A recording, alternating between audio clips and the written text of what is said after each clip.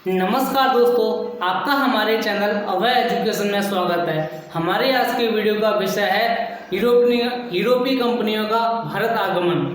मध्यकाल में भारत का व्यापार यूरोप और एशिया के माध्यम या यूरोप और भारत के बीच में जो व्यापार होता था वो मध्यकाल में होता था। ये व्यापार एशिया के दो प्रमुख मार्गों से होता था। एक मार्ग है फारस की खाड़ी और दूसरा है पश्चिमी समुद्र तट। ये दोनों ही मार्ग ऐसे थे जिनके द्वारा यूरोप के लोग या मध्य एशियाई जो लोग आया करते थे व्यापार करने के लिए, वो भारत के इन दो मार्गों से होकर ही व्यापार करने आते थे। इनमें फारस की खाड़ी और पश्चिमी भारत में लाल सागर और फारस की खाड़ी, इन दो मार्गों के द्वारा ही यूरोप के लोग भारत से व्यापार करते थे। और ये व्यापार आज का नहीं, ये सिंधु घाटी सभ्यता से चला आ रहा है, जो भारत के फारस की खाड़ी और लाल सागर से होकर व्यापार करते थे। और व्यापार में भी ये लोग मसालों का प्रयोग करने या मसालों का यूज़ करने के लिए यूरोप के जो लोग सर्दियों में अपने मांस को सुरक्षित रखने के लिए यूरोप के लोग अपने मांस को सुरक्षित रखने के लिए मसालों का प्रयोग करने के लिए ये पूरब के देशों की तरफ व्यापार करने के उद्देश्य से भारत आए थे। इनमें सबसे पहले जो कंपनियां भारत आई थी उनमें है पुर्तगाली लोग, जो एस्तादो द इंडिया 1498 में भारत आए थे। इसके बाद डच ईस्ट इंडिया कंपनी जो 1602 में भारत में आई थी। तीसरी कंपनी अंग्रेज ईस्ट इंडिया कंपनी के नाम से भारत में आए थे। जिस समय ईस्ट इंडिया कंपनी की स्थापना हुई थी उस समय इंग्लैंड में रानी एलिजाबेथ का शासन था और 31 दिसंबर 1600 में भारत में ईस्ट इंडिया कंपनी की स्थापना हुई थी। इसके बाद डैन कंपनी आई, इसे ईस्ट इंडिया कंपनी के नाम से जानते हैं, जो 1616 में स्थापित हुई थी भारत में। 1616 में तंजौर में स्थापित हुई थी ये कंपनियां। जो चौथी कंपनी भारत में आई थी, सबसे अंत में जो कंपनी भारत आई थी उस कंपनी का नाम है फ्रांसीसी कंपनी द एंड ओरिएंटल, जो 1664 में जाके स्थापित हुई थी। भारत में सबसे पहले जो कंपनी भारत में आई थी एस्तादो द इंडिया, जो पुर्तगालियों की पहली कंपनी थी, 1698 में भारत आई और भारत के स्वतंत्र होने के बाद 1661 तक इसने भारत में व्यापार किया और भारत को 1961 में जाके इस कंपनी ने भारत को अपना उपनिवेश के रूप में आज़ाद किया। भारत को पुर्तगालों ने 1498 में भारत में एस्तानादो कंपनी नाम की कंपनी व्यापारिक खोली और भारत को जब 1947 में स्वतंत्रता मिलने के बाद भी जितनी भी कंपनियां थी सब अपने स्वदेश लौट गई थी, लेकिन एक कंपनी थी जो पुर्तगालियों ने 1661 तक गोवा पर राज किया और भारत के और विदेशी देशों के दबाव के बाद 1961 में जाकर इस कंपनी ने भारत को आज़ाद किया और ये अपने देश पुर्तगाल चले गए। अब हम आपको कंपनियों की स्थापना के क्रम के बारे में बताते हैं। पहली कंपनी या पहली व्यापारिक कंपनी जो भारत में आई वो थे पुर्तगाली लोग। 1498 से कोचीन में अपना मुख्यालय या फैक्ट्री खोली और 1503 में कोचीन में अपनी पहली फैक्ट्री खोली। अंग्रेज 1600 में आए और सूरत में इन्होंने अपनी पहली फैक्ट्री खोली। 1608 में जाके इन्हें 8 वर्ष का समय लगा भारत में अपनी पहली फैक्ट्री खोलने में। इसके बाद डच भारत आए। डच 1600 में भारत आए और 1605 में मसूलीपट्टनम में अपनी फैक्ट्री खोली। एक स्थापित करने में इन्हें 3 वर्ष का समय लगा। फ्रांसीसी कंपनी जो 1664 में भारत आई, सूरत में अपना उन्होंने मुख्यालय, यहाँ पे ये दिखाया गया है कि 1608 में अंग्रेजों ने अपनी पहली फैक्ट्री सूरत में खोली थी, जो जहांगीर के कुछ हस्तक्षेप करने के कारण इनकी फैक्ट्री तो बन गई थी, लेकिन कुछ कारणों के कारण जैसे यहाँ से इन्हें अंग्रेजों को हटना पड़ा और 1611 में जाके मसूलीपट्टनम में इन्होंने अपनी फैक्ट्री खोली। लेकिन जो कंपनी पहले खोली गई थी वो 1608 में थी सूरत में, जो 1613 में जाके पूर्ण हो पाई थी। और इसके बाद जो फ्रांसीसी कंपनी आई थी वो भी सूरत में आई थी। यहाँ पे सूरत के पास उन्होंने अपनी फैक्ट्री खोली 1668 में, इन्हें 4 वर्ष का समय लगा। और डैन कंपनी जो 1616 में तंजौर में आई और 1620 में जाके इन्होंने अपनी फैक्ट्री को स्थापित किया, इसमें भी इन्हें 4 वर्ष का समय लगा। इसके बाद हम आपको ये बताते हैं कि 1453 में एक घटना हुई थी जिसे हम कहते हैं 1453 में घटना हुई थी जिसे हम कस्तूरतुनिया के नाम से जानते हैं। जब मध्यकाल में यूरोप के लोग भारत से व्यापार करने आते थे, यूरोप के लोग भारत से व्यापार करने आते थे तो वो कस्तूरतुनिया के मार्ग से होकर भारत या वेनिस के मार्ग से होकर, स्थलीय मार्ग से होकर व्यापार करने आते थे। जब 1453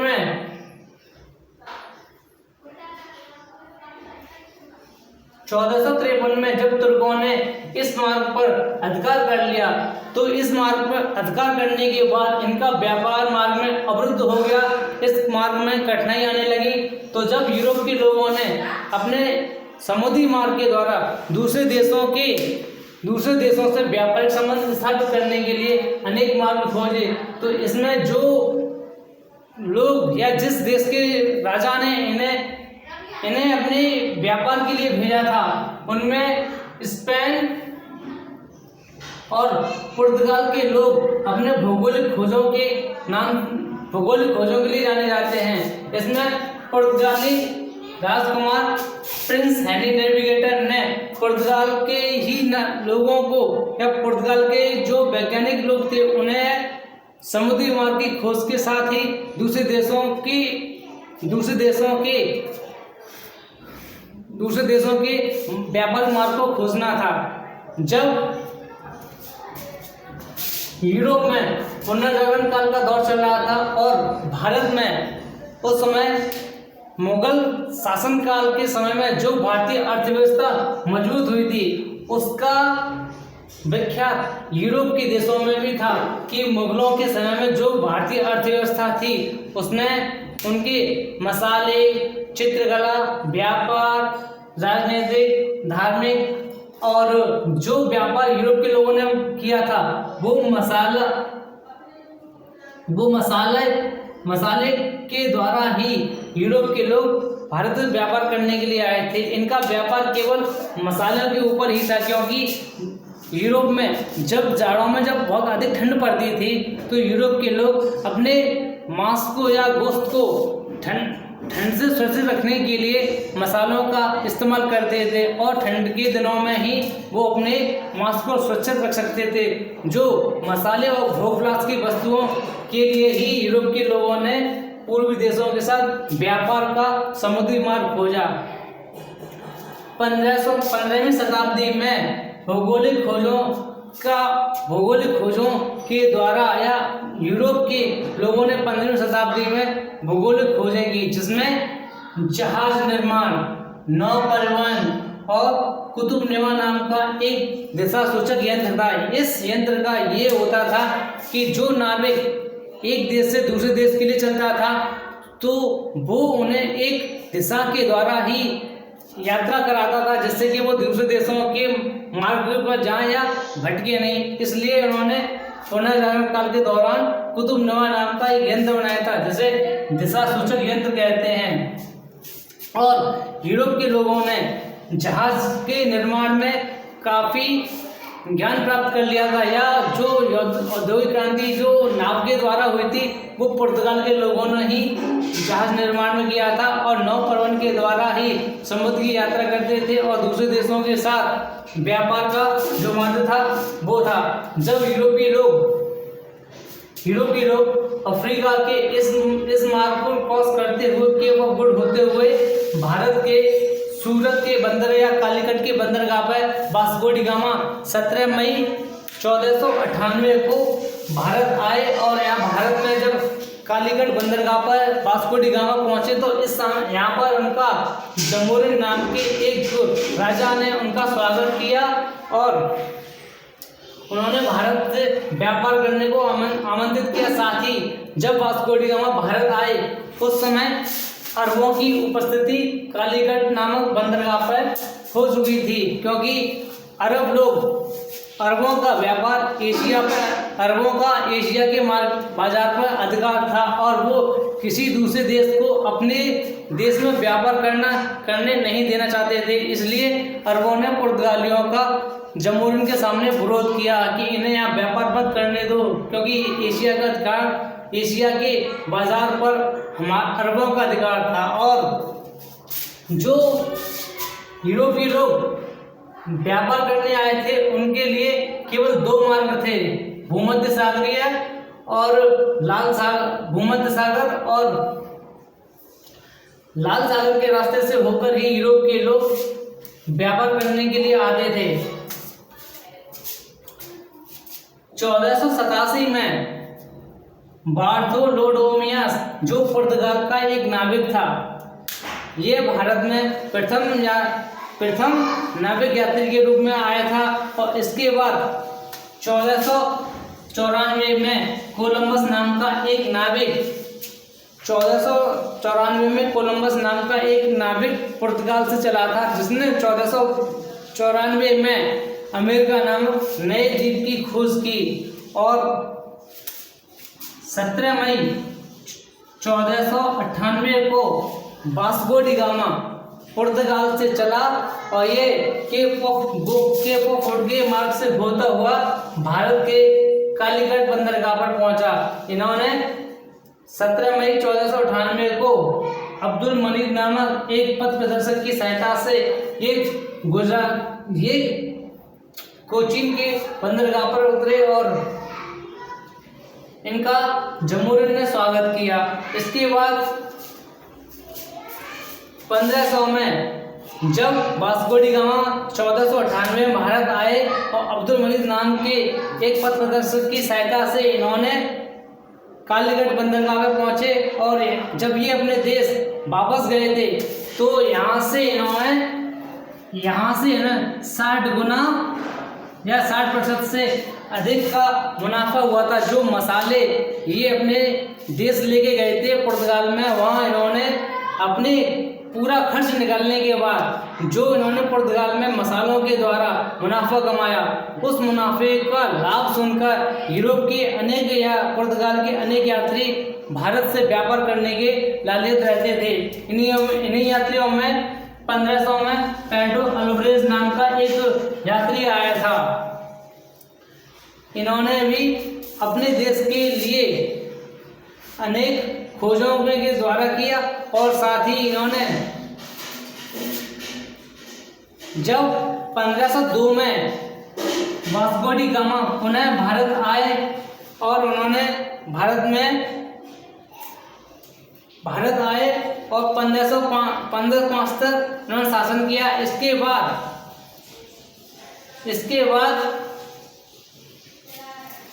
1503 में कोचीन में प्रथम दुर्ग की स्थापना की गई थी। इनकी पहली फैक्ट्री जो ये कोचीन थी, जो 1503 में इन्होंने पहली कोचीन में फैक्ट्री की, वो एक व्यापार के तौर पर स्थापित की गई थी। इनका मुख्य उद्देश्य ये था पुर्तगालियों का कि अधिक से अधिक हमें व्यापार करना है। और जो दुर्ग थे वो अस्थायी तौर पे थे। जो दुर्ग उन्होंने पुर्तगाली लोगों ने बनाए थे वो अस्थायी तौर पे बनाए थे कि उनका उद्देश्य केवल व्यापार और शांति से था। इनका केवल मुख्य उद्देश्य दो थे।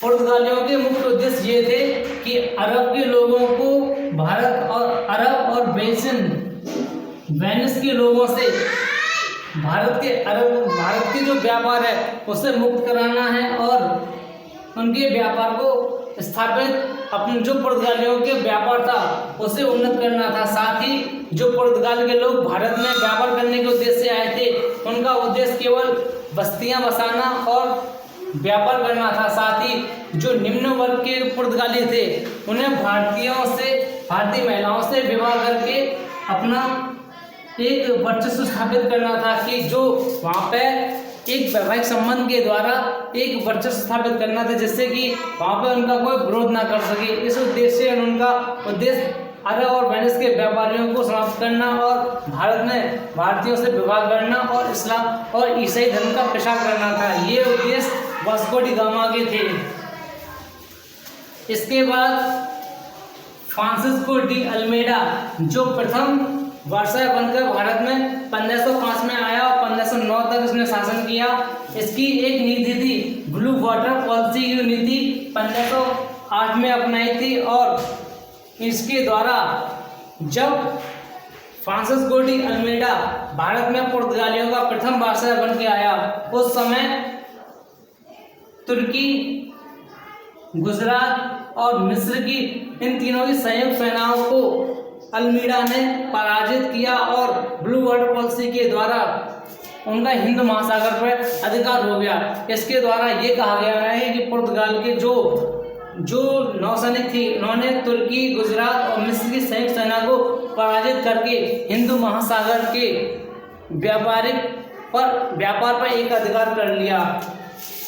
16वीं शताब्दी में हिंद महासागर पर ये अधिकार कर लिया था फ्रांसिस डी अल्मेडा ने। इसके बाद अल्फांसो डी अल्बुकर्क, जो पुर्तगालियों का वास्तविक संस्थापक था, जिसने 1510 में गोवा पर अधिकार कर लिया और गोवा पर उस समय बीजापुर के आदिल शाह सुल्तान का अधिकार था और अल्बुकर्क और बीजापुर के सुल्तान आदिल शाह के साथ उनका संघर्ष हुआ, जिसमें अल्बुकर्क विजय हुए और 1510 में उन्होंने गोवा पर अधिकार कर लिया। ये गोवा पर इनका अधिकार हो गया और ये ही गोवा इनकी प्रथम राजधानी बनी व्यापारिक के केंद्र के रूप में। इसके बाद पुर्तगालियों ने मलक्का, हरमुज, ये दो ऐसे स्थान थे जिस पर पुर्तगालियों ने 1511 में दक्षिण पूर्वी एशिया की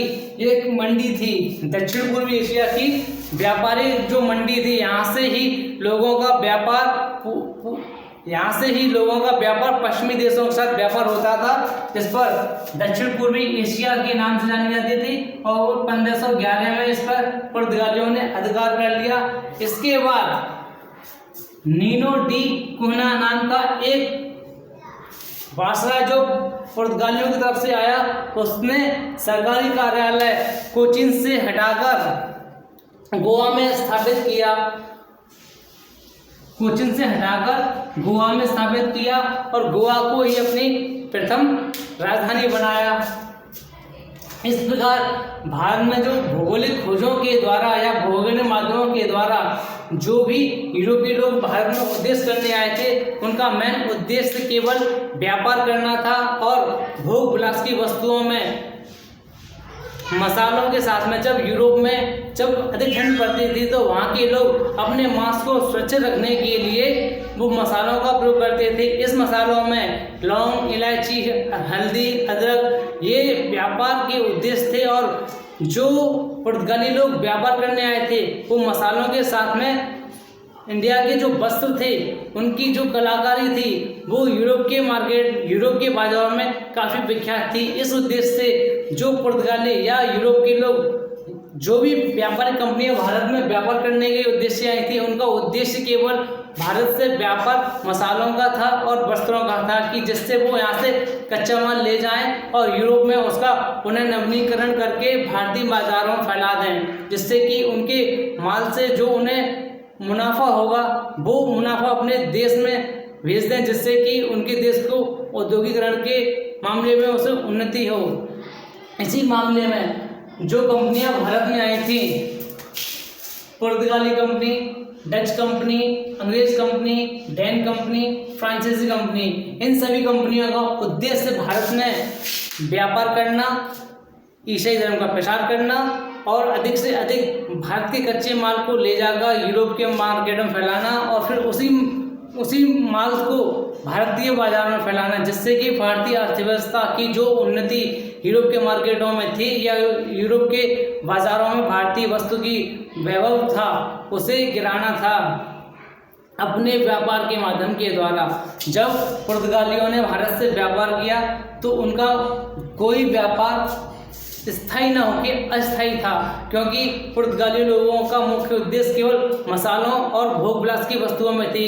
पुर्तगाली लोगों ने सबसे पहले मसाले के बाजार के रूप में इंडोनेशिया को चुना। उसके बाद वो भारतीय मसालों की ओर आकर्षित हुए और उन्होंने भारत से जो व्यापार मसालों का किया वो उन्होंने केवल दो थे, मसाले और सूती वस्त्र। यूरोप के लोग भी जिस समय पुनर्जागरण काल चल रहा था वो अपने देश की उन्नति के लिए अधिक से अधिक खोज और ईसाई धर्म का प्रसार करना था।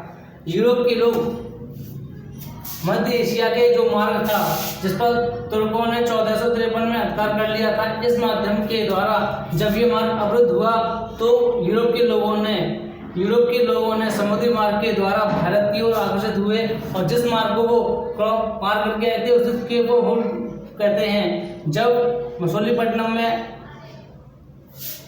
अंग्रेजों ने 1608 में पहली फैक्ट्री सूरत में स्थापित की, इसके बाद जब जहांगीर से थोड़ा सा मनमुटाव या वैभव होने के कारण यहाँ पर इस फैक्ट्री का कार्य रुक गया और 1633 में जाके इस फैक्ट्री को पूरा किया। लेकिन 1611 में जो मछलीपट्टनम में फैक्ट्री खोली गई थी उसका भी नवीन कार्य पूर्ण होने के बाद अंग्रेजों की इस प्रकार भारत में एक बंगाल में हुगली में भी खोली थी। इस प्रकार अंग्रेजों की भारत में 3 फैक्ट्रियाँ थी। पहले जो अगर कोई भी क्वेश्चन आता है ईस्ट इंडिया कंपनी के बारे में कि उन्होंने पहले फैक्ट्री कहाँ खोली थी तो इसका सही होगा 1608 में सूरत में। और जिस समय यूरोप में पुनर्जागरण का दौर चल रहा था उस समय भारतीय अर्थव्यवस्था का वैभव यूरोप के बाजारों में विख्यात था कि तभी यूरोप के लोग भारत से व्यापार करने के उद्देश्य लालच रहते थे और अपने देश की उन्नति के लिए वो भारत से व्यापार करने आया करते थे। आपको ये हमारा वीडियो अच्छा लगा हो तो उसे लाइक करें, शेयर करें, सब्सक्राइब करें, साथ ही बेल आइकन को प्रेस करें जिससे हमारे वीडियो की लेटेस्ट नोटिफिकेशन आप तक पहुंच सके। Thank you.